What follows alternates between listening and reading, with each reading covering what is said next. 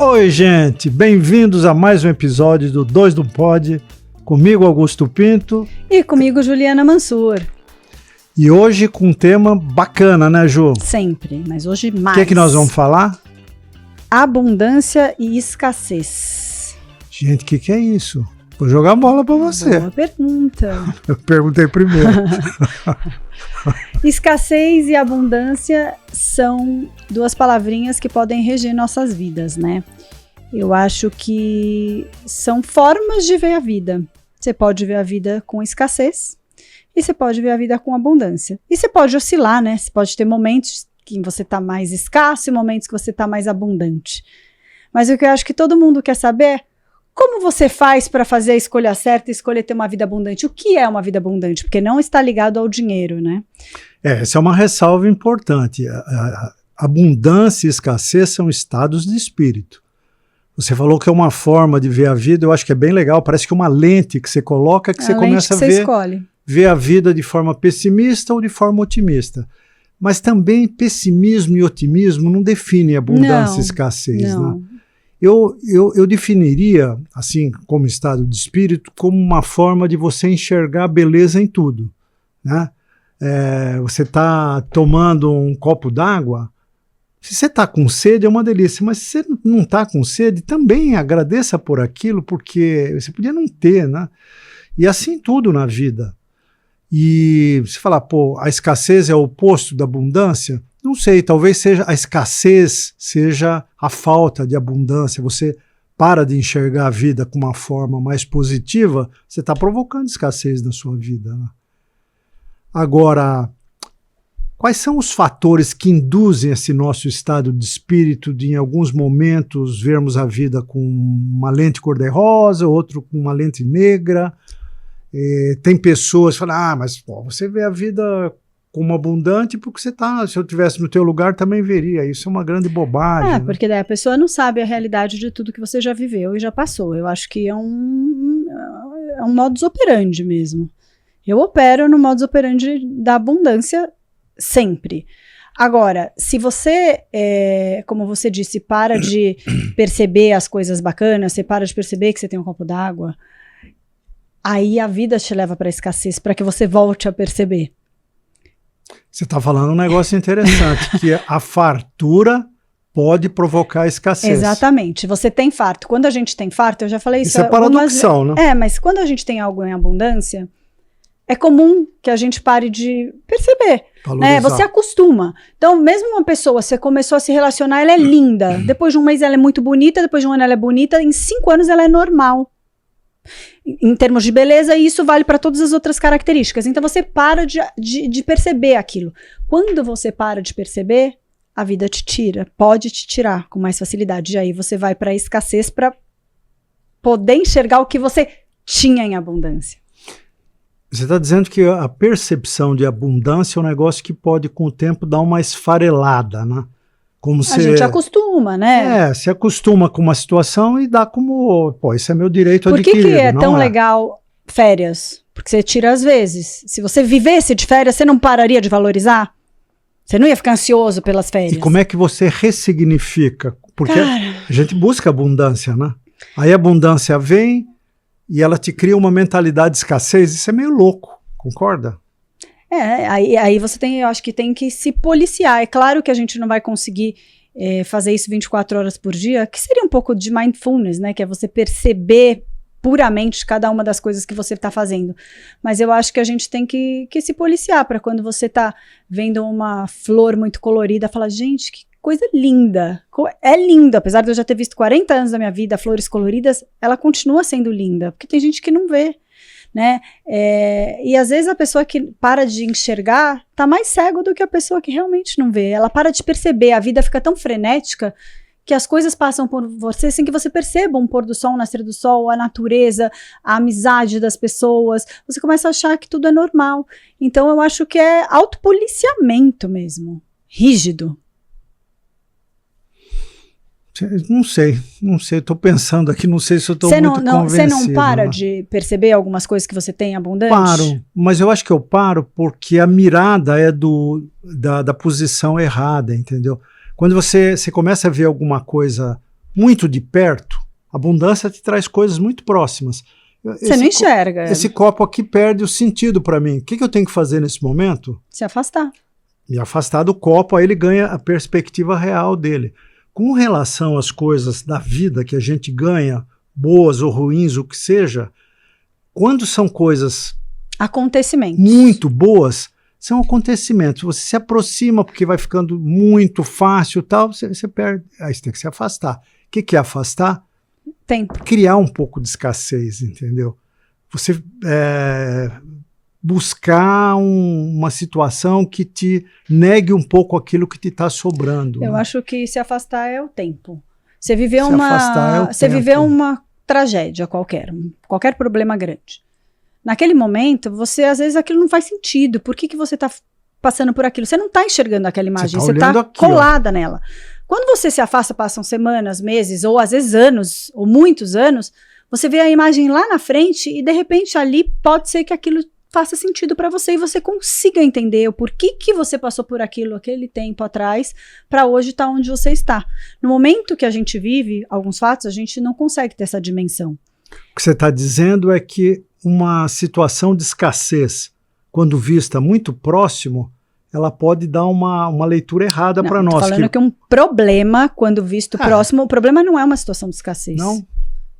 Não, acho que não necessariamente. Não necessariamente. Não necessariamente. Problema, você pode tirar muita abundância dele. Você pode ter um problema e tirar dele grandes lições e ele ser completamente abundante. Eu não acho que escassez é problema e abundância é coisa boa. Quando você enxerga uma situação muito de perto, você pode rotular como escassez, mas se você deixar o tempo passar, que te permite um certo afastamento da situação, você ressignifica para abundância. É isso que você falou, né?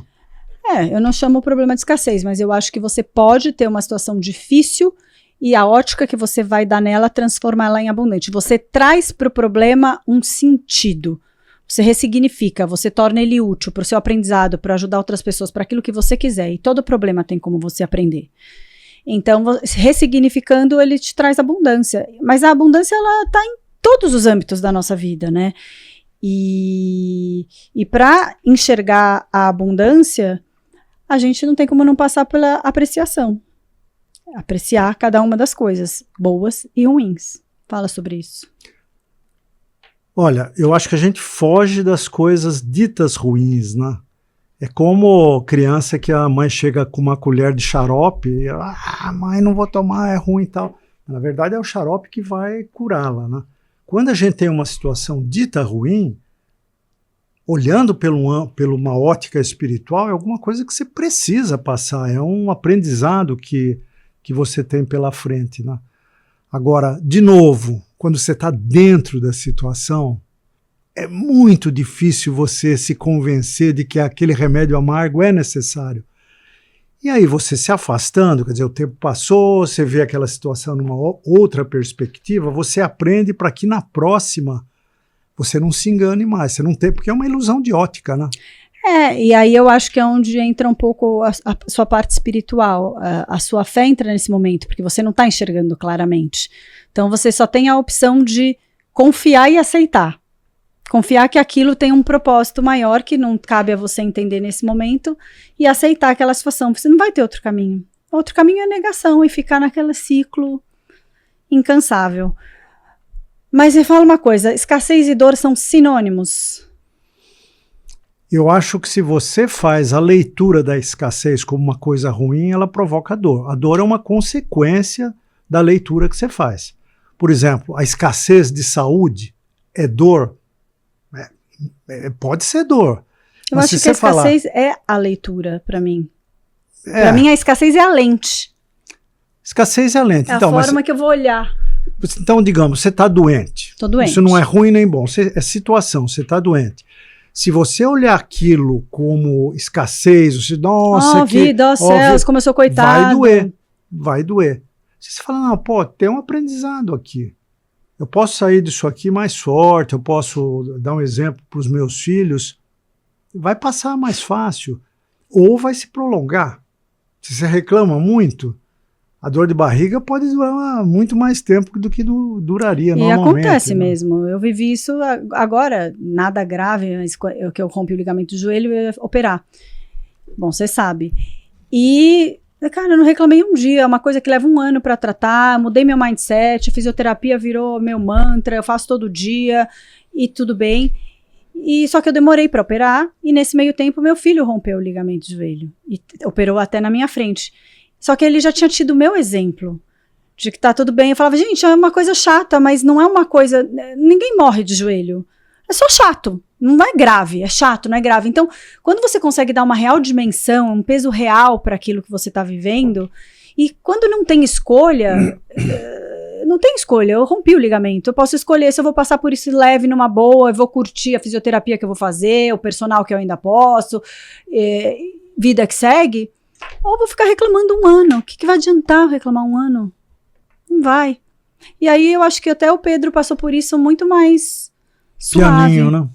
Não vi ele não reclamou, ele é mais reclamão, ele foi de boa, assim, com o joelho dele. E, João, muita gente que está nos vendo aí deve estar se perguntando, mas tem uma porta de entrada para o caminho da abundância? Se eu não trilhei ainda esse caminho, eu tenho uma vida de escassez e dificuldade, como é que eu abro a porta para ressignificar minha vida, para ter um caminho de abundância daqui para frente? Eu acho que algumas coisas. A primeira delas é que o mundo é feito de energia, a gente é energia. Então, a energia que você vai jogar no universo é a energia que você vai receber de volta. Então, se eu estiver jogando uma energia para cima, positiva, de que vai dar certo, ok, tá acontecendo isso, mas vai passar, tudo passa, o bom e o ruim passam. Da mesma forma que, tipo, eu tô vivendo uma felicidade enorme, então deixa eu aproveitá-la, porque ela também vai passar. O seu universo começa a girar com essa sua vibração e as coisas começam a acontecer dentro dessa energia. Se você vibra de uma forma pesada, que azarado que eu sou, tudo dá errado pra mim eu tenho azar, nunca vou conseguir porque comigo não dá certo, pode ter certeza, é mais de meio caminho andado para que realmente não dê certo, porque você tá falando pro universo isso. O universo tá entendendo. Para você mesmo, e pra você. A tua mente tá então, processando você tá aquilo. atraindo, é uma lei da atração, né?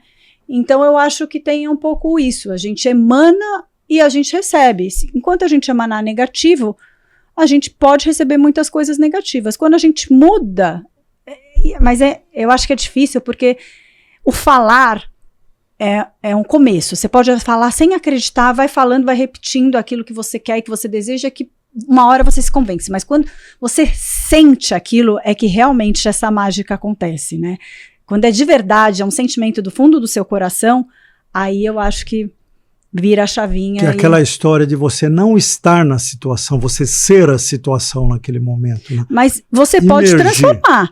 Você nunca ouviu falar naquela história que a pessoa acordou péssima, triste, chateada, de mau humor, que aí se ela ficar no espelho rindo, sorrindo, passa não sei quantos minutos, ela realmente vai estar rindo e dando gargalhada? Então eu acredito nisso. Então eu acho que a gente tem que buscar mudar, sei lá, entrou no carro, está um dia péssimo, está triste, você vai pôr uma música de fossa, você vai continuar triste. Se você puser uma música alegre, talvez você comece a cantar e fique feliz. Se você puser um podcast, talvez você distraia a sua mente daquela tristeza e pense em outra coisa. Então, acho que também tem a escolha de que lugar você quer estar ali. E aí a gente tem que fazer boas escolhas, né? E você percebe que abundância e escassez não são exclusivos dos seres humanos, né? Existe abundância e escassez na natureza como um todo. No reino animal, no reino vegetal. O que a gente pode aprender com os reinos menos animados, menos conscientes que o ser humano, a lidar com escassez e abundância? Que tudo é cíclico. Eu acho que a primeira lição que a natureza dá pra gente é que tudo é cíclico. Então a árvore ela não é florida o ano inteiro, mas ela também não é sem nenhuma folha o ano inteiro. E é por isso que cada momento é muito importante, porque quando você estiver florido, aproveita o florido porque vai cair aquela folha. Quando aquela folha cair, aproveita o aprendizado da queda daquela folha para que você volte a chegar ao florido. Então tudo é cíclico. Então, onde quer que a gente esteja, bom ou ruim, vai passar. E passa rápido, e passa num suspiro. Então, a gente tem que saber tirar o proveito das duas situações, porque quando você não está bem, também é uma situação onde você tira proveito, né? Então, eu acho que isso é uma das lições da natureza. Tem outra? Tem. Eu acho que quando você olha a natureza, o excesso de abundância é ruim. Por exemplo, um pomar. Não sei se já observou um pomar. Eu Minhas férias, quando eu era menino, eu ia para uma fazenda e ficava dentro do pomar o dia inteiro. Quando você vê um pé de laranja super carregado, você vai perceber que as laranjas definham. Então, o que o fazendeiro faz? Quando começa, tira um pouco. Ele tira um pouco. Ele faz o mesmo com a parreira de uva. Todas as frutas do pomar, se você deixar sobrecarregar, as frutas ficam ruins. Pouco açúcar, elas ficam pequenas. Então, você cria uma certa escassez para provocar abundância. É um paradoxo da natureza lindo para a gente copiar. Traz isso para a nossa vida humana. Se você está com excesso de alguma coisa, reparte.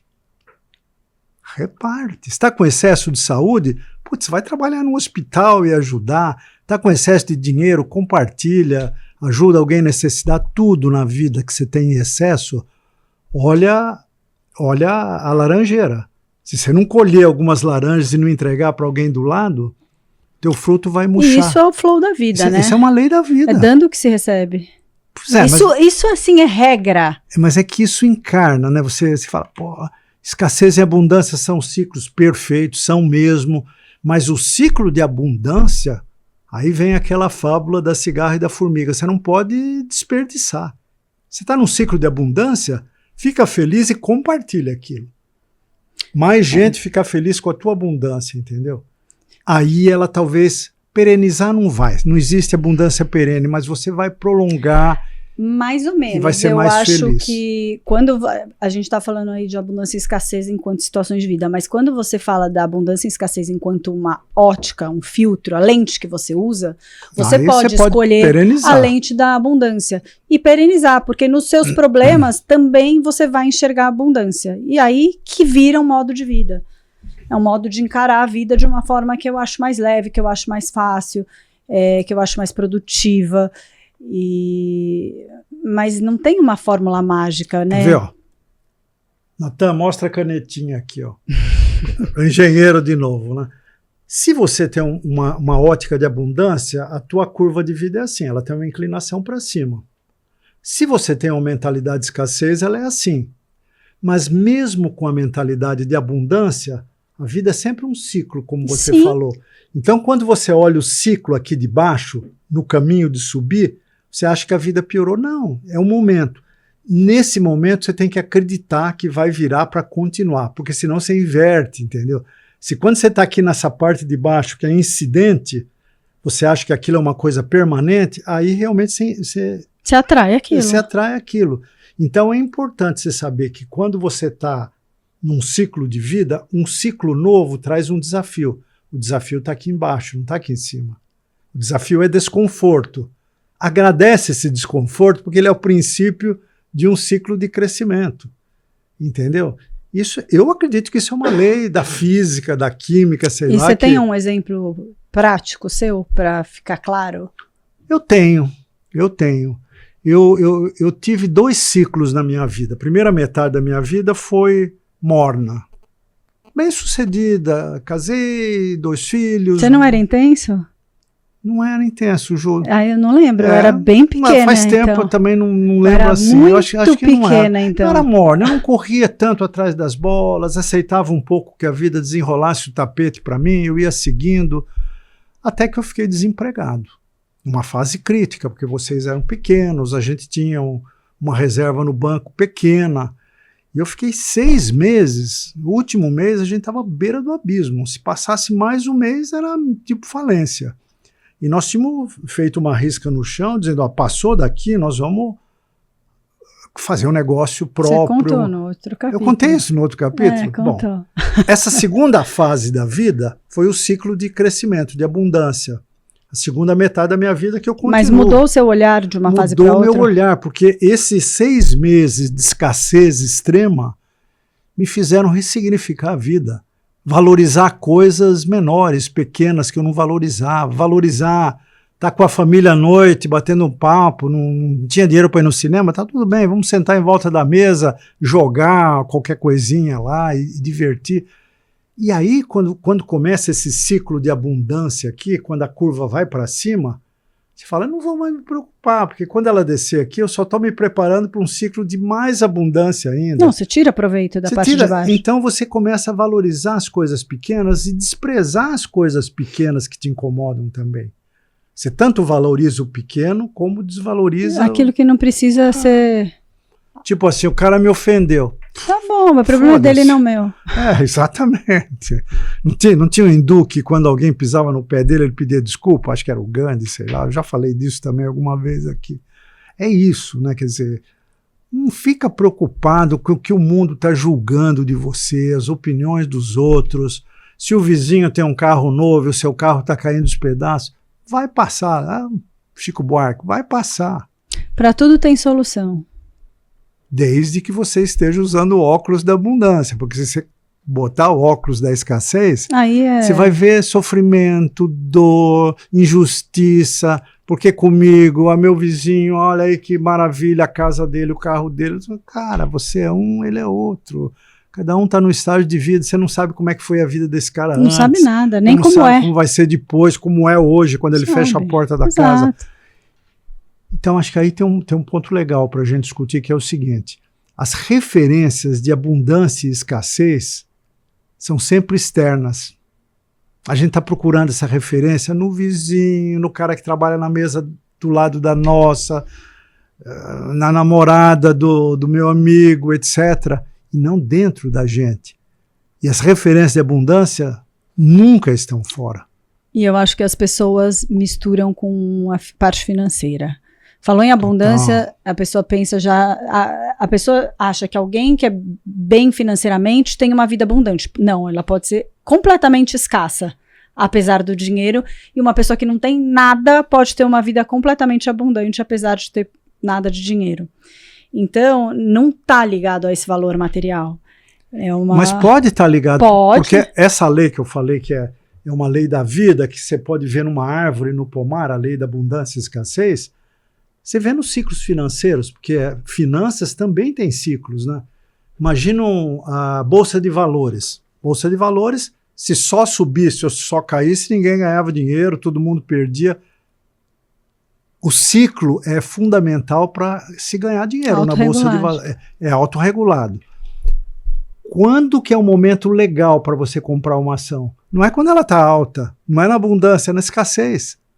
Então, esse ciclo da vida de abundância e escassez, da gente aprender a valorizar a escassez para ganhar abundância, vale até para a Bolsa de Valores. Percebe? Vale para o pomar e vale para a gente nas pequenas e grandes coisas da nossa vida. E eu acho que uma das coisas que mantém também, mais uma coisa que ajuda a gente a ter essa vibração de abundância, é a gratidão. Quando você é uma pessoa grata, o universo entende aquilo, você está agradecendo uma coisa, o que ele faz? Ele te manda mais daquilo. Ele te manda mais coisas boas para apreciação e gratidão. Você ser grato mesmo, isso é uma coisa que não precisa nem falar, é só você sentir no seu coração, falando, nossa, que bênção isso que eu estou vivendo. E às vezes são coisas pequenas, mas que você está dando valor, você está apreciando. Tudo que não é apreciado, você vai acabar fatalmente perdendo, eu acho. Tudo não digo, mas a gente Você acha que a gente não aprecia o que deveria apreciar? A vida comum, as bênçãos comuns da vida, porque a gente acha que não vai perder nunca?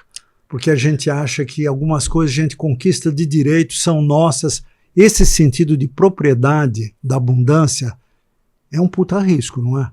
Super. Porque no momento em que você se apropriou da abundância, você criou escassez. É o inverso, né?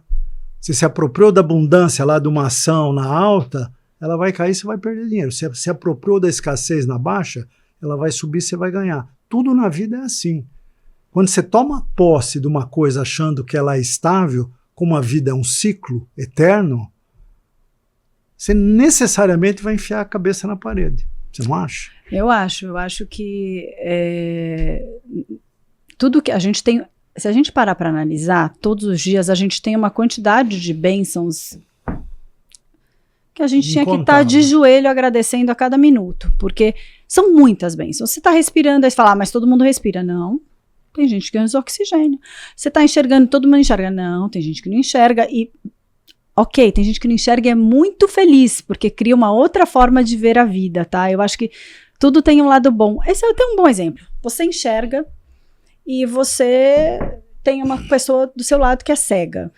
Você tem uma vida melhor que ela? Você tem uma abundância melhor que a dela? Não, porque eu sempre penso assim, se eu fosse cega, talvez eu fosse ter sempre as imagens mais lindas, o meu dia sempre seria sol, porque ele vai ser como eu quero que ele seja, como eu imagino, né? Então você sempre ia ter a imagem mais bonita na sua mente, porque você ia escolher se tá ensolarado, se tá nublado, se aquela pessoa é feia, bonita, aquela pessoa não ia envelhecer nunca fisicamente. Então, eu acho que até numa coisa que é difícil, que às vezes as pessoas perdem ou nascem com algum tipo de problema, você pode encontrar essa beleza. É a lente que você vai pôr. E essa pessoa pode ser muito mais abundante que uma pessoa que está enxergando, né? Mas voltando às bênçãos, a gente tem muita coisa. A gente anda, a gente fala, a gente escuta, a gente come, a gente sabe engolir, a gente sabe respirar. São coisas automáticas, a gente não precisa pensar para fazer essas coisas. Mas se tirar uma delas da gente... Aí que você vai ver o quanto era maravilhoso que você tinha. Não precisa nem isso, quebra um dedinho. Um dedinho. Dedinho. Uma vez eu quebrei um dedinho. Não conseguia pôr desodorante, porque ele é a base que você tem para apertar o desodorante. A gente não percebe, mas existe um equilíbrio em tudo que a gente tem, em tudo que acontece com a gente. E a gente passa batido, porque a gente nasce assim. Então é aquilo que você falou, um direito adquirido. Mas tudo pode mudar mais rápido do que uma xícara cair no chão. Direito adquirido. Adquirido. Não é adquirido? Adquirido não, adquirido. Isso é uma discussão de família antiga, uma piadinha de família. Piada interna. Piada interna. Adquirido, adquirido. Agora eu não sei, vou ter que pensar. Questão ou questão? Eu gosto de questão. Pois é. Então, eu acho que a apreciação é uma coisa, a gratidão até, mais do que a apreciação, é a mesma coisa. É fundamental para que você tenha um flow positivo na sua vida. Eu vou te contar uma história, na verdade vou contar para o nosso público, porque você já ouviu. Eu tenho um irmão que teve um AVC, na verdade ele teve 4 AVCs, né? Eu brinco que ele é um especialista em AVCs, né? Porque quem tem 4... E AVC é a doença silenciosa, né? Então o primeiro dele ele nem percebeu, ele estava dirigindo, se sentiu mal, foi no médico no dia seguinte, teve um pequeno AVC. O segundo foi um pouco pior, o terceiro ele caiu da escada, quebrou a cara, e o quarto ele ficou paralisado, o lado esquerdo todinho, né? E ele morava sozinho no Peruíbe, veio para São Paulo ficar perto do filho, para o filho cuidar dele, e veio assim, mas muito pessimista, achando que a vida tinha acabado. Ele não andava, não mexia o braço, a mão, tinha dificuldade na fala. E juntos, a família toda ajudando, começamos um caminho para ele se reerguer. Primeiro se reerguer mentalmente, espiritualmente, psicologicamente e, como consequências, se erguer fisicamente. Fisioterapia, ele teve muita força de vontade, fazendo exercícios. E, bom, isso foi o quê? Quase um ano atrás, uns 8, 10 meses atrás. E agora ele já está, fui visitá-lo essa semana, ele está andando, ele consegue fazer a maior parte das tarefas com a mão esquerda ou com a mão direita que não está tão boa, ele complementa. E fomos almoçar. E no almoço ele estava muito emotivo, né? Motivo, assim, meio triste. Falei, Marco, por que você está triste? Você está numa fase boa da tua vida agora? Acho que até o fim do ano você já vai estar autônomo para sair aqui da casa, ir até a feira, a 3 quadras daqui, comer um pastel, fazer umas comprinhas e tal. A vida está legal. Ele falou, exatamente por isso que eu estou triste. Como assim? Porque eu preciso compartilhar essa bênção. Esses foram os termos que meu irmão falou. Ele Aquele aprendeu. cara que queria morrer quando ele teve o 4º AVC ele conseguiu no enxergar. começo do ano, lutando que nem um leão, ele conseguiu se recuperar, recuperou 90%. Ele ficou tão grato que ele falou, estou triste por não poder compartilhar. Eu falei, não, acabou teu problema. Nós vamos voltar para tua casa, vamos sentar no quintal e eu vou gravar um vídeo, você contando a tua história, eu vou postar no meu canal. E ele fez isso assim, o vídeo foi divertido, alegre, porque ele estava feliz de contar a história que começou como uma grande provação, como uma grande escassez, e pouco a pouco, ele, mais as ajudas que ele teve externas, de família, de profissionais, ele ressignificou a escassez e a abundância, até chegar um momento que ele precisava compartilhar a história. Foi emocionante. Lindo isso. E ele sempre teve essa mentalidade de escassez. Sempre. Você conhece meu irmão bem, né? Eu não conheço o irmão, mas não super bem, mas talvez ele tenha tido que passar por isso para conseguir Eu não tinha pensado olhar nisso, essa lente. mas porque talvez agora mude o ciclo dele. Meu irmão é idoso, como eu sou também. E ele passou a vida fugindo das dificuldades, fugindo das situações momentâneas do ciclo de escassez. E com a mentalidade negativa. E aí o que aconteceu? A curva dele ficou assim o tempo todo. E aí a vida pôs para ele uma coisa que ele não tinha como fugir. Exatamente. E aí ele enxergou. Ele teve três chances. Ele teve 3 chances antes de ficar, não digo no inválido, mas num grau de dificuldade muito grande. E aí ele enxergou. Não é? Essa é uma história, eu quis contar aqui, porque é uma história concreta de quanto a gente pode enxergar a oportunidade para trazer bênçãos de abundância para a nossa vida, ou se você renega, você está provocando escassez. Quando você aceita a escassez, virou abundância. Você pode ter certeza que os ciclos dele agora vão empinar para cima. Eu também acho. Viu? Vamos aguardar as cenas dos próximos capítulos, porque eu não sabia a conclusão, eu sabia do vídeo, mas eu não tinha entendido que a emoção era porque ele queria compartilhar uma bênção. Então, assim, para mim é nítido, lei da vida, vai empicar para cima agora. Aceitou, né? Ele aceitou e ele quer dividir de tão grato que ele tá por ele estar melhor do que ele já esteve há alguns meses atrás. Acabou. É isso. Só que isso a gente tem que sentir. Não adianta eu te contar, né? Quantas vezes você falou para ele ver a vida de outra forma? Nossa. Adiantou? Nossa. Nunca. Ele teve que viver. Só que quando a gente conhece um pouquinho esse assunto e a gente tenta entender, às vezes a gente não precisa dos 4 AVCs. No primeiro a gente já enxerga. Pois é. Né, ou no segundo, cada um tem um tempo também. Eu acho que às vezes as pessoas não estão no mesmo timing que a gente, né? Eu estava usando essa imagem de uma curva com uma tendência para cima ou para baixo, de abundância ou escassez, né? Digamos que você esteja numa fase de sua vida está ruim, tendência da curva, tendência para baixo.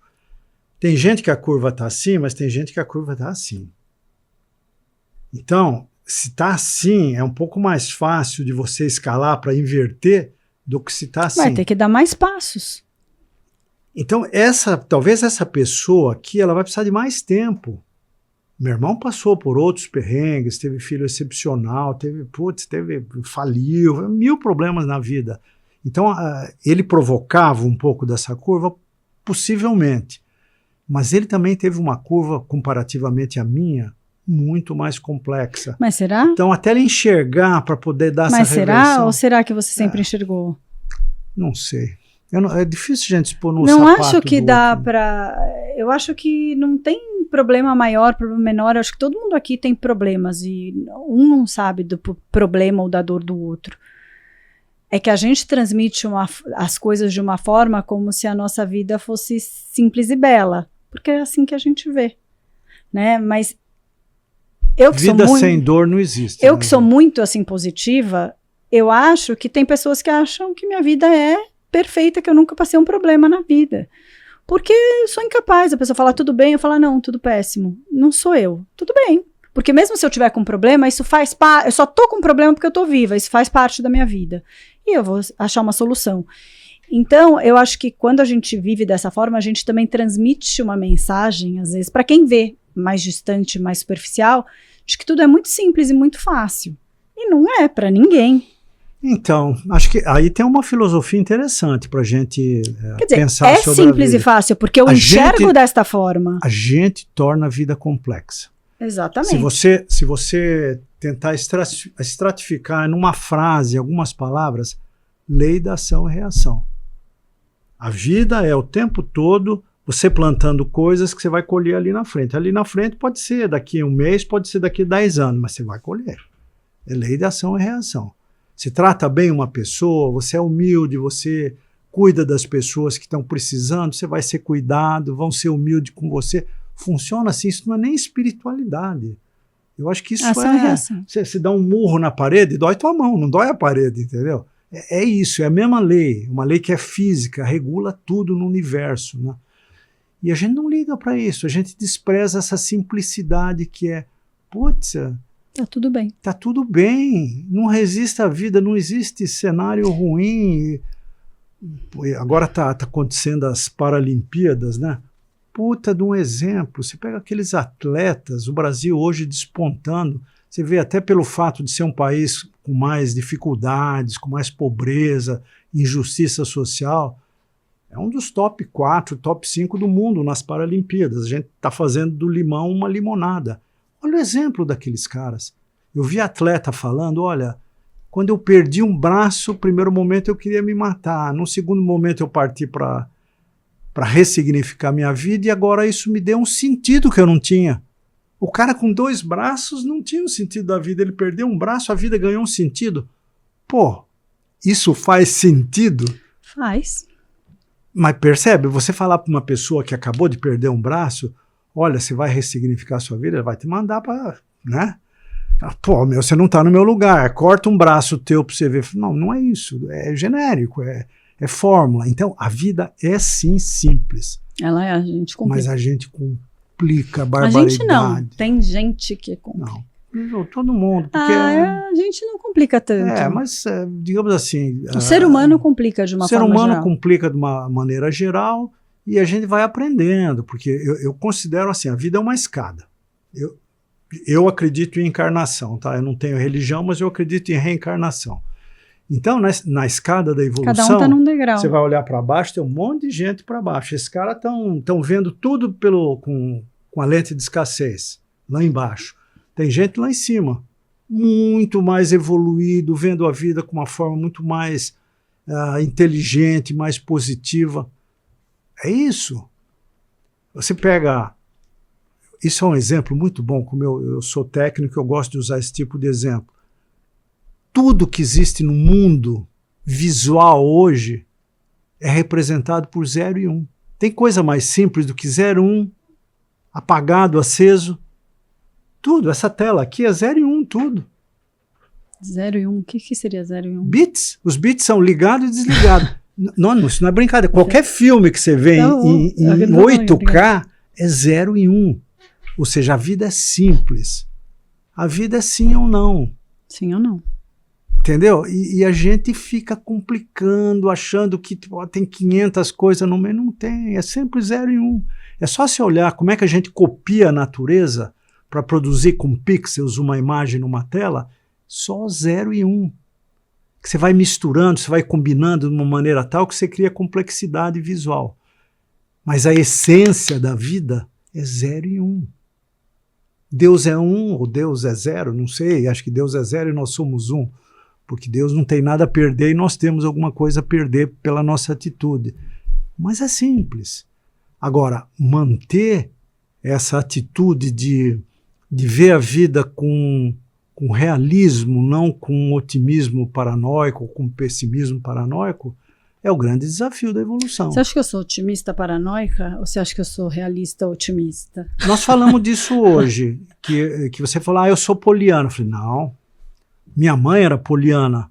Poliana, tá tudo bem, pô, o feijão queimou, vamos comer queimado mesmo, tá uma delícia esse feijão queimado. Não, tá uma merda o feijão queimado, mas isso é poliana, você não é poliana. Você é bem pé no chão, mas você vê a vida sempre buscando como dá para melhorar. O que eu vou tirar daqui de bom? O que eu vou tirar daquilo? O que eu posso aprender? Qual é o caldinho que eu posso... O que eu posso pôr nesse feijão? Salzinho, talvez? É isso aí. Ele tá amargo, agora, mas... Entre ser poliana ou pessimista, que poliana não é espírito de abundância, é óculos cor-de-rosa, né? Eu prefiro a poliana. Eu também. Porque a poliana aprende a desenvolver espírito de abundância. E aquele cara, ó dia, ó céus, esse aí ele vai criar espírito de escassez. Isso acostuma, né? Isso acostuma a reclamar da vida. Acostuma a entrar na vibe da reclamação e de que nada dá certo e que ele é azarado, e ele se torna. Porque ele fala tanto aquilo, ele emana tanto aquilo, e aquilo realmente começa a acontecer. E a pessoa acostuma, ela não consegue fazer de outra forma a não ser reclamar. Sempre tem uma coisa acontecendo, e sempre com a mesma pessoa. Você acha que ela é azarada? Eu vou te contar uma história que eu contando você vai adivinhar o personagem, mas não fala. Não vou falar aqui quem foi. Né? Começo dessa semana, alguém me procurou para fazer um Pix. Pessoa de idade, perdida no celular, putz, preciso fazer um Pix urgente, não consigo, ele entrou numa tela aqui errado, falei, daqui que eu faço para você. Já sei quem é, vai. Você já sabe quem é. Falei, quanto você quer transferir? R$80. Por que você não transfere R$100? Porque eu tenho R$80,87. Então eu quero deixar pelo menos 87 centavos na conta. Para quem que você vai transferir? Eu vou transferir para o meu filho que está desempregado, passando fome. E ela contou essa história para mim feliz. Falou, olha, que bênção que eu posso transferir R$80, porque o mês passado não tinha nada, aí o coitado teve que ralar. Hoje eu tenho 80, eu vou transferir. Aí eu fiquei doido, falei, puta, vamos transferir mais 200 para ele, a minha mulher que é mais sábia que eu. Falei, não, você vai criar ficção científica na cabeça dela. Se você quer dar alguma coisa para ela, dá por outro caminho. Oferece um serviço, remunera por esse serviço, cria valor na situação, para não virar o famoso pão da vergonha, né? Se você... daqui que eu vou transferir, em vez de 80, 200 para o seu filho, seria 500. Você ia criar humilhação para aquela pessoa. Que é o que ela faz com ele. Que é o que ela faz com ele. Todo mês. Eu não pensei nisso, mas criando um cara acomodado, né? Não dá para julgar, cada situação é uma situação, mas é um pouco isso, né?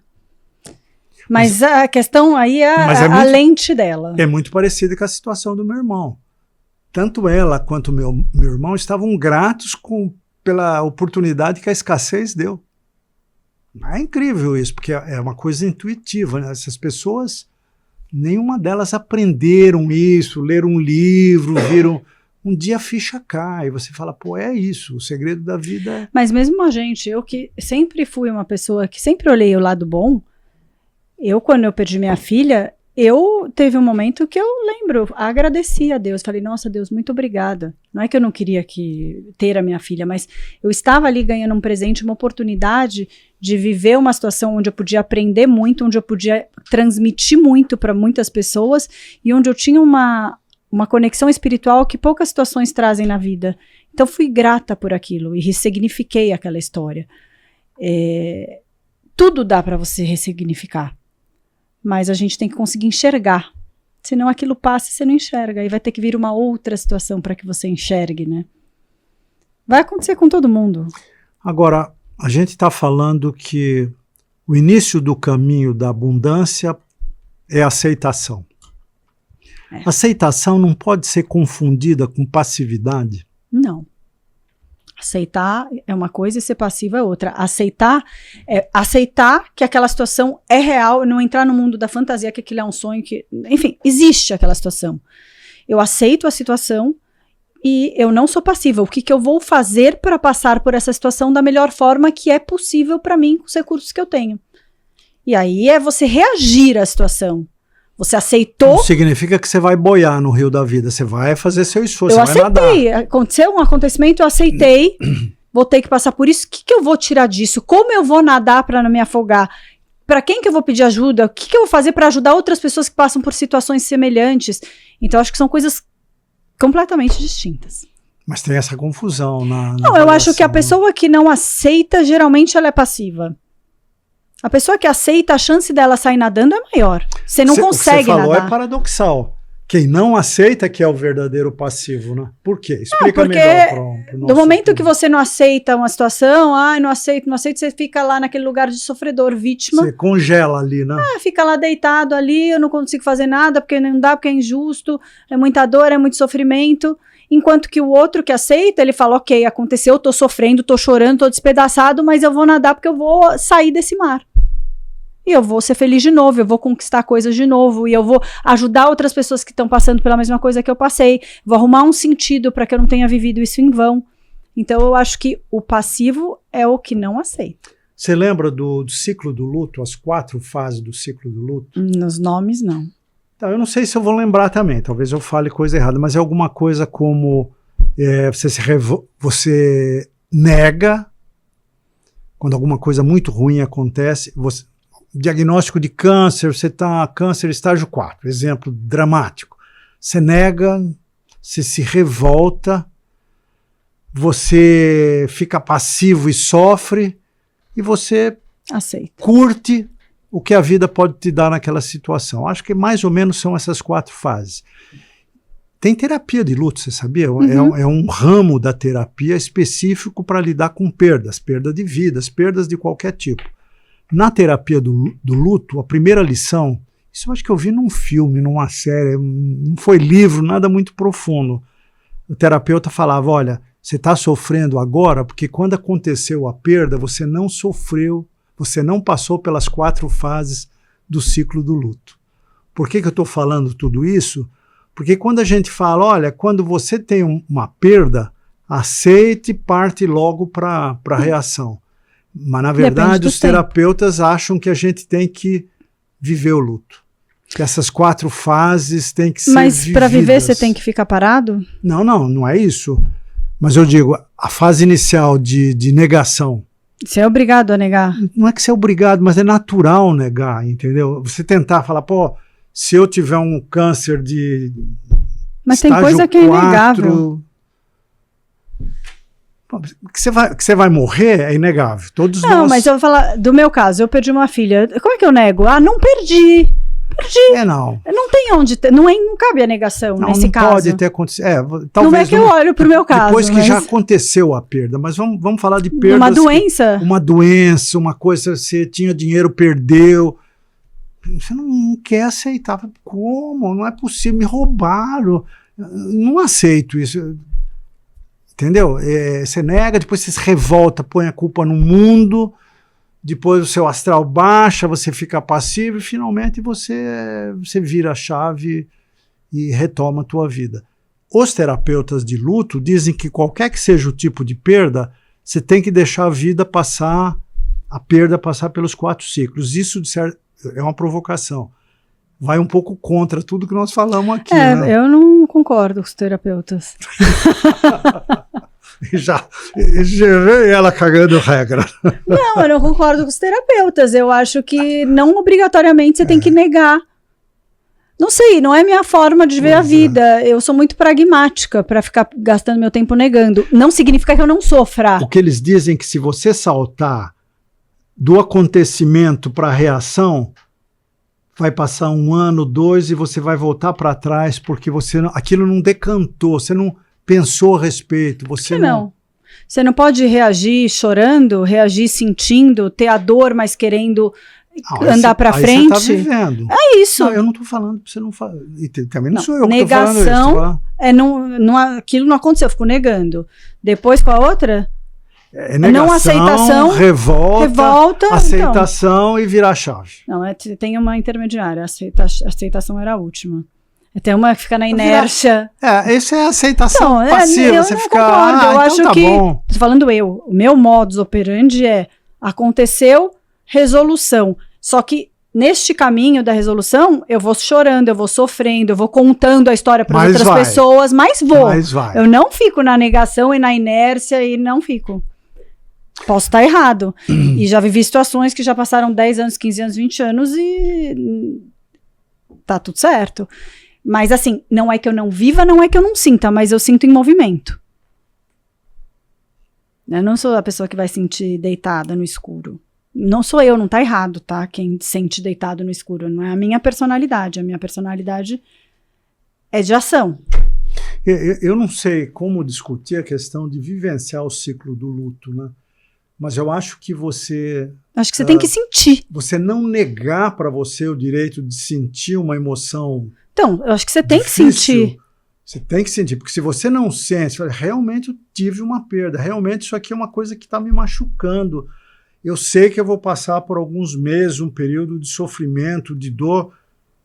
Você nega isso, fala, não, vida que segue, vou... Não é isso. Mas tem gente que tenta fazer isso. Aí o que os terapeutas dizem é, você vai viver o ciclo do luto lá na frente. Ele volta, como depressão, como... Não, vai trabalhar chorando, mas vai fazer as coisas sofrendo, mas vai se distraindo no caminho, mas reza, conversa com Deus, chora, mas faz. Concordo, eu também. E talvez, dentro desse meu jeito de fazer, esteja vivendo essas fases, entende? Claro. E onde entra Deus nessa história toda? Porque, bom, para quem Na acredita em aceitação, Deus, né, tá, gente? Todo respeito aí com os ateus. Mas onde entra Deus? Porque a gente fala, mas a gente tem livre-arbítrio. Entra na hora de aceitar, né?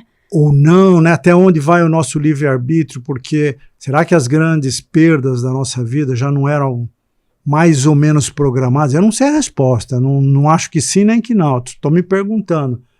Será que eu fui programado para ter um câncer, para perder um filho, para falir, etc., grandes perdas?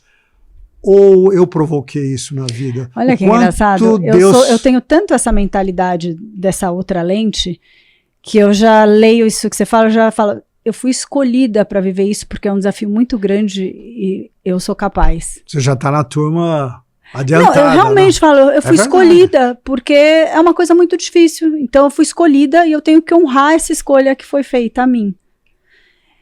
E eu acho que a fé nessa hora é o que te carrega. Eu acho que você se sente carregado fisicamente se você acredita em Deus. Porque quando acontecem coisas muito difíceis, você está perto, você não enxerga.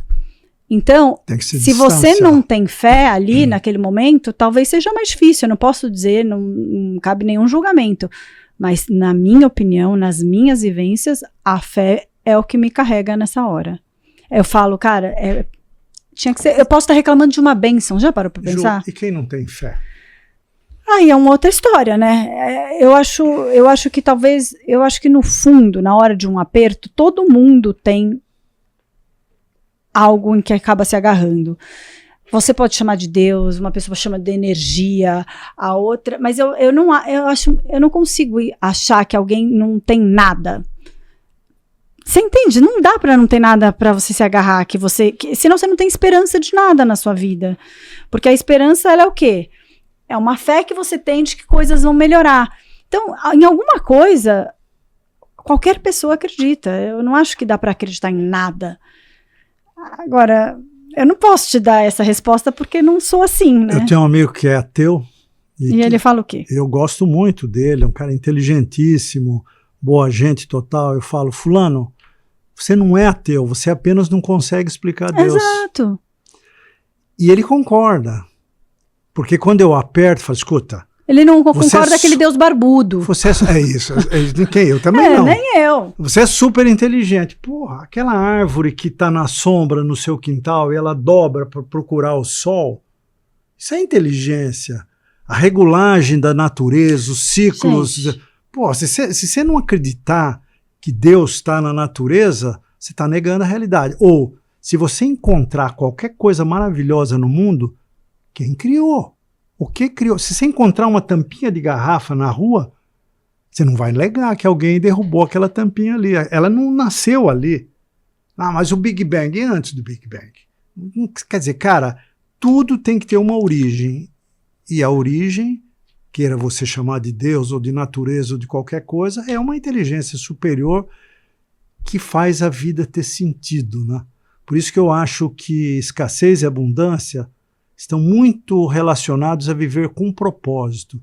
Porque também, se você tiver uma vida sem propósito, não há como você ter uma ótica de abundância na tua vida. Necessariamente você vai acabar numa ótica de escassez. E eu acho que... Porque no momento você vai se questionar, o que eu estou fazendo, será? Faz sentido? Putz, subi o Everest, e agora? Agora eu vou ter que descer. Ou subir de novo? Não, e essa história de Deus é que às vezes as pessoas ficam imaginando que vai se materializar um senhor barbudo. Muitas vezes eu tô passando por um problema e você tá sendo Deus para mim, me carregando no colo. Você foi colocado ali no meu caminho, você, ou às vezes uma pessoa que eu nem esperava, que eu nunca vi, aparece ali na minha vida e me ajuda a me reerguer. Então, isso tudo é a nossa fé, né? Ela não tá ligada a um velhinho barbudo no trono. Então, eu acho que na hora que a gente tem essa escassez, esse problema, a gente tem que estar aberto a esses sinais de... Olha em volta nessa hora, tem coisa para te ajudar. Você está ali, mas certamente tem ferramentas para que você seja ajudado a sair dali. Mas é isso. Acho que uma boa imagem, para quem gosta de teoria científica, tem um negócio chamado inconsciente coletivo. Tem mesmo. Eu tenho muito Consciente isso. coletivo é se ter uma puta ideia. De repente você conversa com o Wendel aqui do nosso lado. Nossa, eu pensei nisso ontem. Isso não é uma coincidência, isso é um inconsciente coletivo. É muito louco você falar isso, porque isso acontece muito. Quem trabalha com coisa artística como eu, começo a criar, desenhar, e aí, de repente, eu fiz uma coisa e quando eu olho, aquilo tá no auge da moda quando eu lanço aquele produto que eu criei 1 ano atrás. Isso é um inconsciente coletivo. É a cor, é o frisado, é o balanço, e é o inconsciente coletivo. Quem trabalha com criação tem muito isso. Você não sabe explicar. Você não pesquisou num lugar específico, ninguém te deu aquela informação, e quando você vê, você tá fazendo exatamente aquilo que tá acontecendo. Você sabe que isso tem um nome, né? Tem. Chama teoria do enésimo macaco. Já ouviu isso? Não. Vocês não ouviram também, né? Enésimo macaco não é raiz. Bom, pode ter o nome técnico, mas é a teoria do enésimo macaco, que é o seguinte. Enésio? Enésimo. Enésimo. Enésimo. Enésimo macaco. Número N. Né? Uma equipe de pesquisadores, biólogos, zoólogos, cientistas pesados do Reino Unido, no início do século XX, foram para uma ilha distante no passado, mas muito distante, uma ilha que não tinha nada, tinha macaco. Água de coco, aquelas ilhas tipo Robinson Crusoe. E ficaram nessa ilha fazendo pesquisa, tentando ensinar os macacos a ter um certo comportamento. Foi uma pesquisa mesmo, eles queriam voltar para a Inglaterra e publicar um trabalho no Instituto de Geografia e Pesquisa, blá blá blá, do Reino Unido, e saíram de lá com uma baita de uma teoria sobre aquela turma de macaco que eles tinham treinados. Aí eles voltaram, está muito longe da Inglaterra, pararam numa ilha no meio do Pacífico, distante, dias de barco daquela outra ilha, as 2 ilhas desertas, sem habitação, pararam para pegar água, pegar banana e tal, e dormiram na ilha. Quando eles acordaram de manhã, eles foram observar a população de macaco, elas estavam com o mesmo comportamento que eles tinham treinado nos macacos da outra ilha, que estava a dias de distância durante anos. Essa é a teoria do enésimo macaco. Quando você começa a ensinar uma população alguma coisa, depois de um certo número, que é o número N, aquilo se propaga como inconsciente coletivo. Isso é aceito hoje como teoria científica.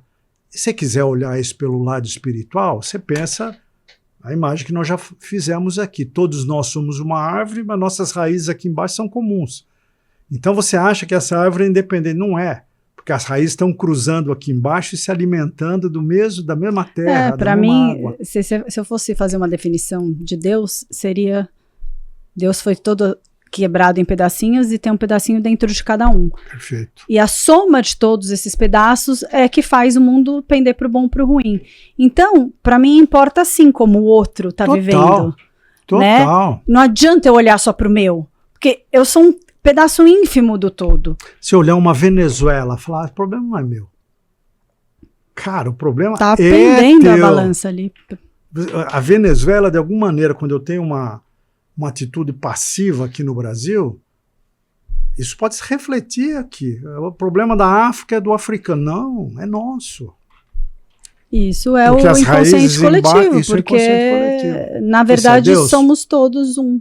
Então, ninguém é ateu, não? Ou seja, crer é muito importante para uma mentalidade de abundância. Que eu acho que é para dentro a sua luz, a luz que você encontra. As religiões podem te guiar porque você às vezes precisa de um caminho para sua fé. Ou te desviar, né? Te desviar, mas eu acho que ela. Não, mas eu acho que a religião é uma coisa criada pelos homens para que a pessoa consiga chegar numa espiritualidade que é interna e que às vezes não é tão fácil dela acessar sozinha. Mas elas são sectárias, né, Ju? São, mas aí é o homem. É o homem. Entende? Aí é o homem.